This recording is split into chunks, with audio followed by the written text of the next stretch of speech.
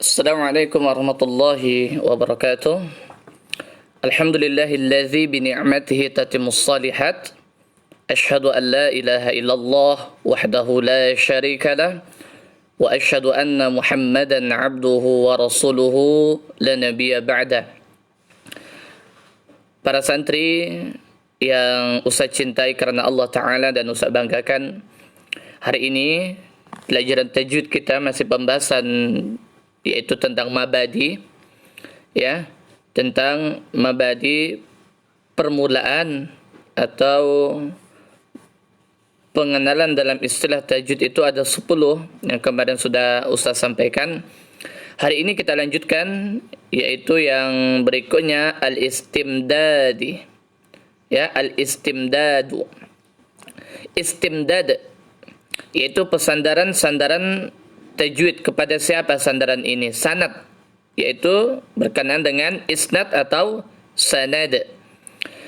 Beliau melanjutkan, amma in i'tamada fi qiraatihi ala ma qara'a fi butunil kutubi aw taqlidin ma sami'ahu min qura'il adha'at فيكون قد هدم أحد أركان القراءة الصحيحة الثلاثة وتعد قراءته عند ذلك من باب الكذب برواية القرآن الكريم. Adapun apabila ia hanya menyandarkan bacaannya pada apa-apa yang telah ia baca dari buku-buku, lihat, kalau dia belajar tajwid hanya mengandalkan dan disandarkan kepada buku-buku atau sekedar mengikuti apa yang ia dengar mungkin dari YouTube, mungkin dari melalui rekaman yang ia dengar dari rekaman para qari, maka artinya ia telah menjadi orang yang meruntuhkan salah satu 3 rukun bacaan yang sahih. Sedangkan bacaan yang ia riwayatkan pada orang lain dapat terhitung sebagai salah satu kadzib, kedustaan terhadap periwayatan Al-Quranul Karim. Artinya para santri, ketika kita belajar Al-Quran atau tajwid itu tidak bisa mengandalkan dengan dari buku-buku atau rekaman-rekaman. Adapun buku atau rekaman itu sebagai wasilah untuk menguatkan yaitu materi kita, untuk menguatkan mungkin hafalan kita. Namun kalau sebenarnya kalau belajar ilmu Al-Quran atau tajwid itu langsung talaki atau bersandar kepada yang ahli mutkin, yang betul-betul memumpuni ilmu tajwid di bidang itu. Karena apa? Karena salah satu di sini jelaskan, yaitu salah satu meruntuhkan salah satu arkan, 3 rukun. Masih ingat rukun Al-Quran itu ada 3? Tolong dicatat. Yang pertama yaitu sesuai dengan ilmu nahwi. Jadi Al-Quran ini rukun pertama sesuai dengan kaidah ilmu nahwu, ya. Yang kedua sesuai mushafnya atau tulisannya. Yang ketiga isnad sahih, yaitu sanadnya sahih, bersambung langsung dari Rasulullah. Apabila rukun ini hilang, maka bacaan itu syadz, cacat, tidak bisa dibaca dalam salat ataupun di luar salat. Apakah itu qiraat juga termasuk? Jadi salah satu rukun Al-Quran itu ada 3. Yang pertama sesuai dengan ilmu nahwi, kedua sesuai dengan mushaf walaupun secara ihtimal, kemudian yang ketiga sanadnya bersambung atau sahih. Ini yang dijelaskan oleh yaitu Al-Imam Ibnul Jazari rahimahullah ta'ala di dalam Matan Jazariyah. Ya, jadi ini salah satu pensandaran atau isnad. Apa pensyariatannya? Sebagaimana Allah firmankan dalam Quran surah Al-Muzammil ayat ke-4, warattilil Qur'ana tartila. Ya, dan tartilkanlah Al-Quran dengan sebenar-benar tartil atau dengan setartil-tartilnya. Ini salah satu sandaran pensyariatan. Tentang ayat ini berkata yaitu Al-Imam Ali bin Abi Thalib radhiyallahu an, at-tartilu huwa tajdidul hurufi wa ma'rifatul uqufi. Yang kemarin sudah saya jelaskan. Apalagi pensandaran dalam sanadnya, pensandaran istimdad, yaitu dari hadis Ummu Salamah an Ummi Salamah radhiyallahu anha annaha na'atat qira'at Rasulillah sallallahu alaihi wasallam mufassaratan harfan. Ini salah satu pesandarannya. Lihat tuh. Dari istri Rasulullah Ummu Salamah, termasuk istri Rasulullah sallallahu alaihi wasallam yang dinikahi setelah suaminya Ummu Salamah ini, Abu Salamah, meninggal, maka Ummu Salamah ini berdoa kepada Allah agar digantikan lebih baik, maka mendapatkan Rasulullah. Apa kata beliau? Bahwa sesungguhnya, yaitu Ummi Salamah, na'atat, sesungguhnya dia telah menyipati bacaan Rasulullah sallallahu alaihi wasallam mufassaratan harfan, yaitu membaca dengan memperjelas huruf demi huruf. Ini hadis riwayat Tirmizi. Kemudian pesandaran berikutnya, dalil berikutnya, hadis dari Zaid bin Sabit radhiyallahu an, innallaha yuhibbu an yuqra'al qur'anu kama unzila.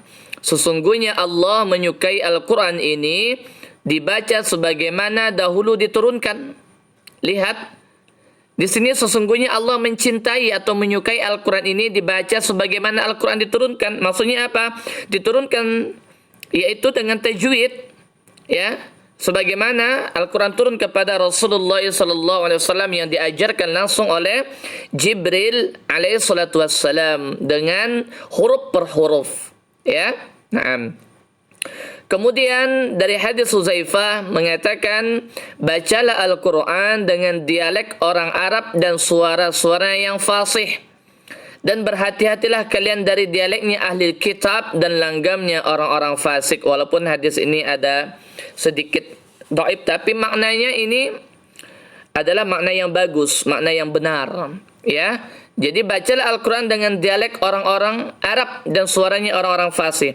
Artinya kita membaca Al-Quran itu berusaha sebagaimana dialeknya orang Arab, tidak asal-asalan, ya. Nah, terus berikutnya, nih sangat banyak nih perkataan-perkataan sahabat hadis-hadis ini tentang istimdad, penyandaran tajwid, ya. Hadis dari Ibnu Mas'ud tentang mad. Nah, ini tentang mad. Kana Ibnu Mas'udin yuqri'u rajulan faqar rajul إنما الصدقات للفقراء والمساكين مرسلة فقال ابن مسعود ما هكذا أقرأنيها رسول الله فقال كيف أقرأها يا أبا عبد الرحمن فقال أقرأنيها إنما الصدقات للفقراء والمساكين فمده. Ini ada seorang, ya, seseorang yang pernah mengajarkan kepada, Ibnu Mas'ud pernah mengajarkan kepada seorang laki-laki yang membaca Quran, dan orang laki-laki ini membaca firman Allah, innamas shadaqatu lil fuqara'in, dengan pendek tanpa mad. Maka Ibnu Mas'ud menegurnya, Rasulullah sallallahu alaihi wasallam tidak pernah mengajarkan seperti itu kepadaku. Maka orang laki-laki ini mengatakan, kaifa aqra'aniha, bagaimana kalau beliau membacakannya kepadamu wahai Abu Abdurrahman? Lalu Ibnu Mas'ud radhiyallahu membacanya dengan mad. Ya, ini salah satu istimdadnya, penyandaran. Artinya tajwid ini banyak hadisnya, ya, penyandaran dari Al-Qur'an, dari dalil-dalil hadis, perkataan para sahabat, ya. Nah, kemudian al-ijma', kesepakatan ulama. Lihat, artinya ijma' ini banyak ulama yang menyepakatinya, namanya ijma'. Banyak ulama yang meriwayatkannya. Para ulama sepakat mengenai syariat tajwid, bahwa membaca Al-Quran tidak boleh sampai mengubah makna, dan siapa saja yang sengaja, artinya sengaja dia tidak belajar ini, ya, padahal Al-Quran tajwid udah tersebar ilmunya, dia tidak belajar, sengaja dia membaca Quran sampai mengubah makna, maka hukumnya berdosa. Tidak ada perselisihan pendapat dalam permasalahan ini. Perbedaan pendapat di kalangan para ulama berkisar pada hukum-hukum tajwid yang bersifat tahsiniyah, yaitu sifatnya penghias, yakni hukum-hukum yang apabila ditinggalkan tidak mengubah makna. Sebagian di antara ulama qiraat mengatakan tetap wajib mengamalkannya. Ya. Namun kebanyakan ulama mengatakan sunnah mengamalkannya, yaitu tahsiniyah, penghias. Seperti apa? Qalqala, hamas, itu kan sifat penghias Al-Qur'an tuh. Ya. Dan kalau sebagian ulama mengatakan aib, tercela meninggalkannya bagi orang yang telah memahami hukum-hukumnya. Jadi yang di sini yang dihukumi yaitu orang yang sudah belajar tajwid namun dia tidak mengamalkannya ketika dia baca sendirian, apalagi dia talaqi bersama guru, maka ini tidak boleh. Ya. Nah, mungkin yang terakhir, hukmul iltizamu bitajwidi. Ya, hukmul iltizami bitajwidi. Hukum beriltizam dengan tajwid. Apa iltizam itu? Iltizam itu berpegang teguh. Itu namanya iltizam. Mengamalkan atau berpegang teguh kepada sesuatu, itu iltizam. Di sini ada 3. Yang pertama wajib, tidak wajib, kemudian dengan rincian. Ya, jadi ada wajib, tidak wajib dengan rincian.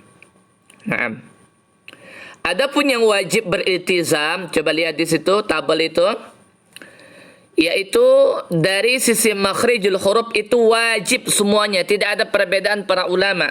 Karena salah satu mengubah huruf itu pasti akan merubah makna. Contoh saya bacakan, Alhamdulillahi Rabbil Alamin. Alhamdu, segala penyakit bagi Allah. Al-alamina kita ubah amza al-alamina, apa? Segala kehancuran. Na'udzubillah, kita berlindung dari perbuatan tersebut. Ya. Makanya berhati-hati ketika menyebutkan huruf dapat mengubah makna dan ini berdosa hukumnya. Wajib beriltizam kepada makhrijul huruf. Ya. Kemudian yang dari sifat huruf, lihat, wajib dari sifat huruf itu wajib beriltizam. Ya. Sifat wajib yang beriltizam ini nanti kita jelaskan apa-apa. Kemudian ada tahsiniyah, sifat penghias ini, yaitu pertama majlis ada, itu wajib. Tilawah, qari mutkin tercela bila meninggalkan awam, sedangkan awam tidak mengapa. Nah, lihat. Jadi yang dari sifat huruf itu ada seorang qari yang udah mutkin namun dia meninggalkan maka tercela. Adapun orang awam yang tidak mengenal maka dia dimaafkan. Ya, maka dimaafkan. Maka ini hukum beriltizam kepada tajwid itu ada wajib, tidak wajib, kemudian dengan rincian. Ya. Mungkin sampai sini wallahu taala alam, dipelajari, ya, disimak dengan baik, nanti ada kurang jelas dapat ditanyakan kepada Ustaz lewat Japri.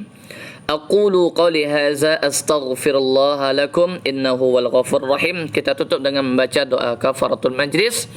Subhanakallahumma wa bihamdika asyhadu an la ilaha illa anta astaghfiruka wa atubu ilaik.